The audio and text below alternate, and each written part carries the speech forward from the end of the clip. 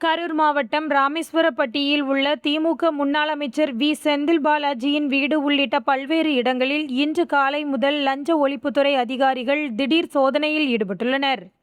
காலை 7 மணி முதல் 10க்கும் மேற்பட்ட அதிகாரிகள் போலீஸ் பாதுகாப்புடன் சோதனையை தொடங்கி ஆவணங்கள் மற்றும் பிற ஆதாரங்களை ஆய்வு செய்து வருகின்றனர்.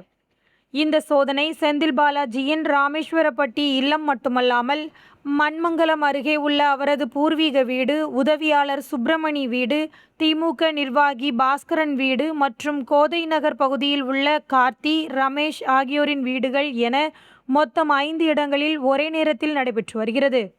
மேலும் கரூர் தொழிற்பேட்டையில் உள்ள டாஸ்மாக் மேலாளர் அலுவலகத்திலும் லஞ்ச ஒழிப்பு அதிகாரிகள் சோதனை மேற்கொண்டுள்ளனர். அதிகாரிகள் செந்தில் பாலாஜியின் பெற்றோரிடமும் விசாரணை நடத்தி வருவதாக தகவல்கள் தெரிவிக்கின்றன. சோதனையின் போது கைப்பற்றப்பட்ட பொருட்கள் அல்லது ஆவணங்கள் குறித்து அதிகாரப்பூர்வ தகவல் இதுவரை வெளியிடப்படவில்லை.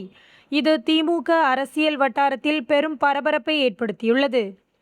அரசியல் ரீதியாக பார்க்கும்போது லஞ்ச ஒழிப்பு அதிகாரிகள் நடவடிக்கை திமுக முன்னாள் அமைச்சரின் மீது நேரடியாக அழுத்தம் கொடுக்கும் வகையில் உள்ளது.